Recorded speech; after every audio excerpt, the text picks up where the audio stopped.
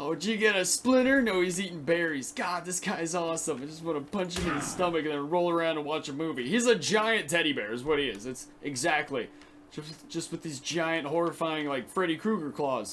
What is going on, guys? Riot here playing Ark Survival Evolved, and today we're taking a look at some sneak peek early access shizzle right here. It's going to be pretty awesome. I probably could have described that slightly better, but I think there's about 3 or 4 creatures that are yet to be released we're taking a look at right now, and it's going to be freaking sweet.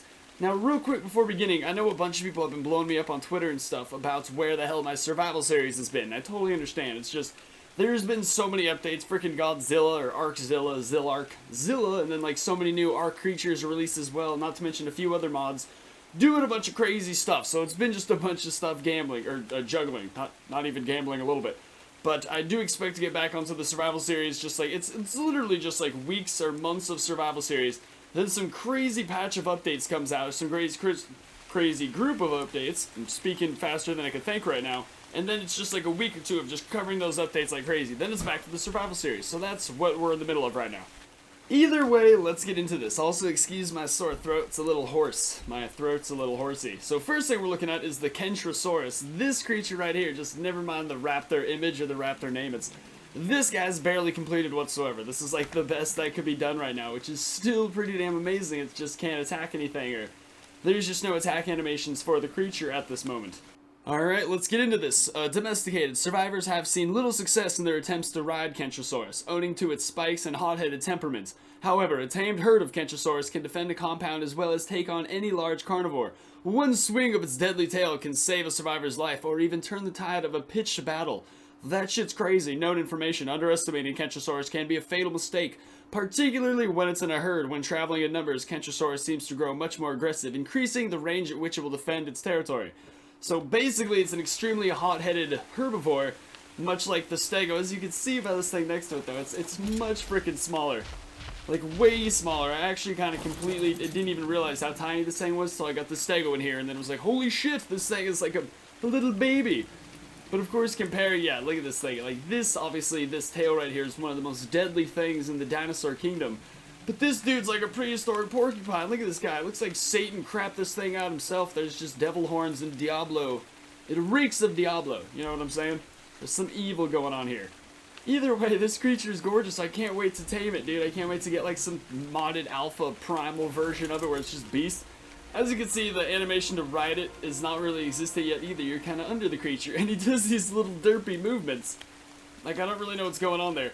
But, okay, see, so we can jump here. He's just, this one right here is really nothing to base the actual movement of the creatures off. This is the only thing to base anything off. Let's see what the fuck was that? It's just the way they look. That's what's, like, perfect at the moment, and then everything else they do. Animations, moving, like, now what is that? It's like the weirdest thing ever right there. I'm not sure what's going on, buddy. As well as being kind of stuck in the creature once leaving it. There we go. Let me just jump them up in the air.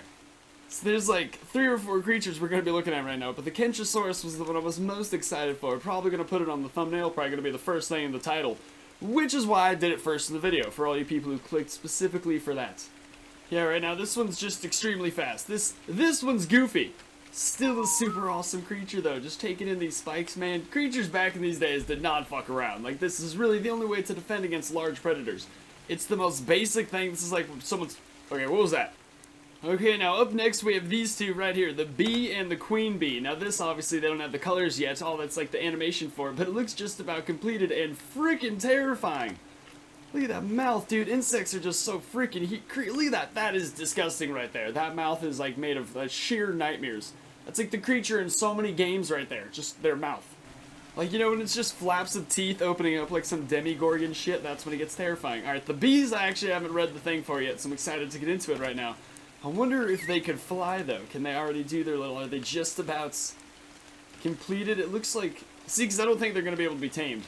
So once one's force tamed, then it's just going to kind of walk around on the floor. That wouldn't make any sense if they could be tamed. I should probably read the dossier before saying anything else about these creatures. But I just can't help myself. What about you, buddy?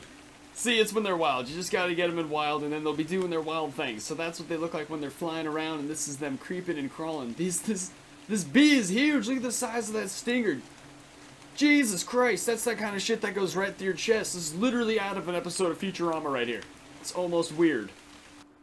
I know you guys are probably thinking I should make it a clear and cloudy day right now for this, but since they don't have colors yet and they're just pitch white, it's actually better if it's a cloudy day. Otherwise, they might just be extremely shiny. Alright, let's take a look at this. Domesticated. A tamed Apis queen. I think Apis queen is queen bee. Apis queen.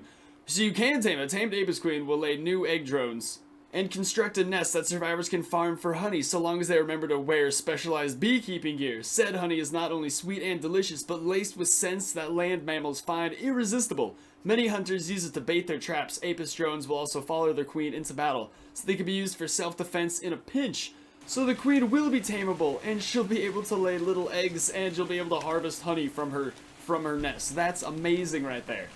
Sounds like the queen bee is going to be one of the most useful creatures ever. Wow, that sounds so much fun. So much awesome shit on the way. I want to read this thing real quick. Wilds. In the wild, Apis like drones, I'm just not even going to pronounce the whole scientific word. There's no need. Stay far away from their nests, or stray far from their nests, which they build high in the island redwoods trees or on rocky cliff sides. Apis drones can be seen swarming around the nest in groups, but to get a look at the queen apis, one would need to crack open the nest itself. Speaking from experience, this is not a pleasant task, as the untamable apis drones are quite territorial. I probably should have seen that one coming in hindsight. Take caution, apis stings will significantly weaken any creature which suffers them, and because it is a stinger and not barbed, because its stinger is not barbed, Apis can sting multiple times without its stinger being ripped away. Oh, that's lovely. That is just lovely right there. That sounds terrifying. So getting to one of these queen bees is going to be a bit of a bitch. But once you get there, man, it's so worth it. I can't wait till that eye is colored in. I'll bet it's going to look so pretty. It's like a giant-ass dragonfly, you know what I mean? Next, we have the Megatherium. This giant dude. This guy is freaking out. He's just so beautiful, though. It's just such an amazingly designed creature. Anyways, back to what I was talking about. This kid, dude, This creature, this is actually the first time I've looked at it inside the game. I've seen it in other people's videos, and it looks awesome. But now that it's next to me, it's just like the snuggliest giant bastard I've ever seen. Like, talk about a gentle giant. I understand that it's like a sloth now, because it's actually insanely slow. No wonder its like main target predator is insects. It's really the only thing you'd be able to catch, buddy. Megatherium is an incredibly useful creature to tame so long as you don't intend to fight other tribes. Its enormity, high resistance to torpor, and voracious attitude towards insects and arachnids makes it ideal for farming large quantities of chitin from the bugs of the island or simply defending against them. This dude, yeah, see? He's a very useful fella. My personal favorite thing about him is still that he's just a giant teddy bear, though. Megatherium is one of the larger mammals on the island. This is most shocking because it's essentially a giant sloth. If you crossbred it with an elephant and a bear, because of its size and girth, the Megatherium is uncommonly resistant to being knocked unconscious. That's always a good trait, too. He could handle his shit at frat parties. This guy's just gonna be so fun.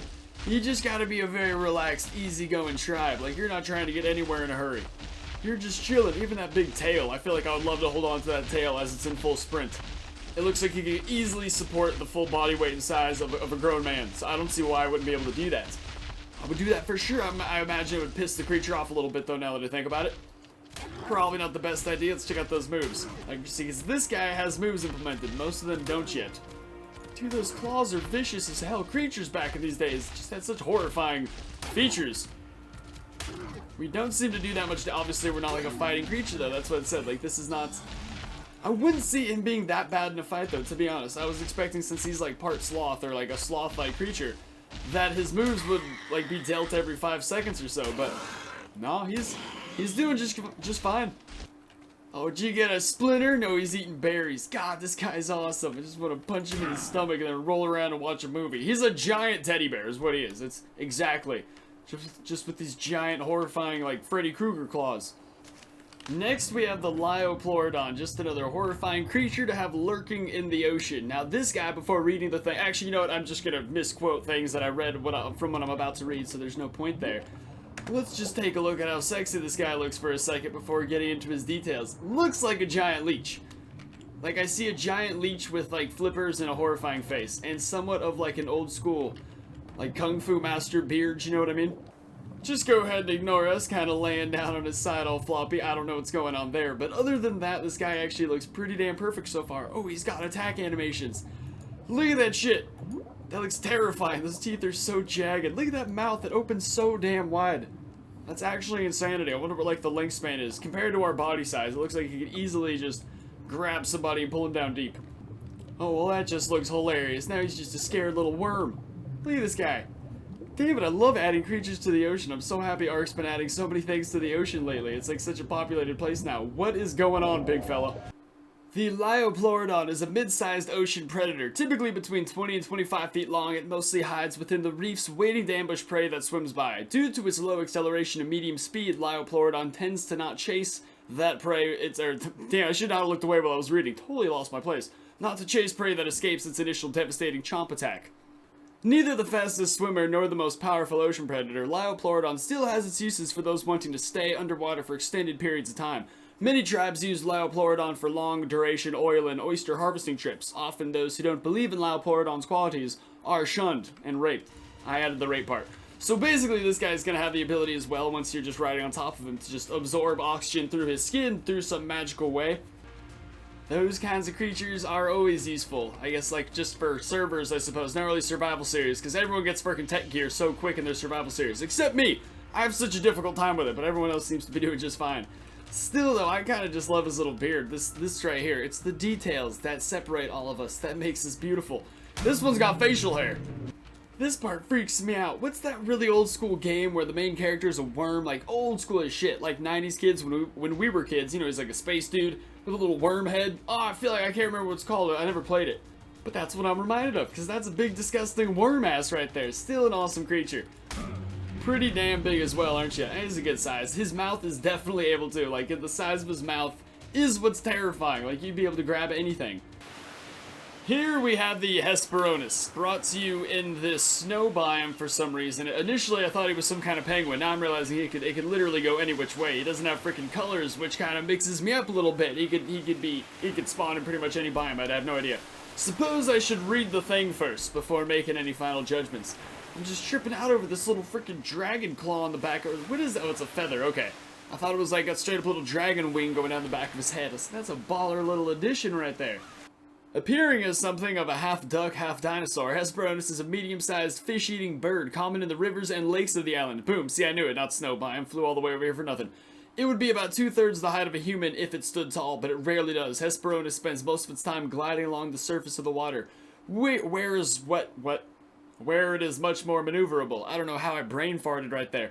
Domesticated, not particularly useful for hunting and not being affectionate, Hesperornis is primarily kept for the specialized eggs it produces. When rendered correctly, the eggs separate into two distinct substances. One is a protein substance high in calories, and the other is an oily liquid that is effectively the same as the oil found in the ocean. What? It shits oil? Hesperornis is barely a threat to any land-dwelling creature as its legs are too short for it to move around effectively. But it's surprisingly fast on the water. It can easily hunt down fish and other small water-dwelling creatures. So you basically keep it and eat its children. That's hardcore right there. I'm always down for that kind of stuff. Dude, its eggs straight up are like protein and oil. That's insanity. This is so cool. You just keep all your creatures at home in the future and they all just farm stuff for you. You don't even need to leave your base. You could have honey getting produced, eggs, you're chilling. Alright guys, that pretty much covers it today. There's actually 2 more creatures I could show off, but I just realized I don't want to. I think I'm the first one to get to this kind of thing, and I don't want to just show off every single creature that's going to be coming out, because then there's no reason to go watch a lot of my other friends' videos who are probably going to upload the same thing. But there are 2 more creatures that, I can't remember what they're called, but they're both awesome, and they're both going to be on the way as well, so damn, probably go make sure to check out. I'd say for sure either Meteor or that German guy are going to do this video for sure as well. So there you go. That's where the rest of the information can be found. But yeah, if you had a good time watching, make sure to smack that like button, subscribe for more, and I shall see you next time. Peace!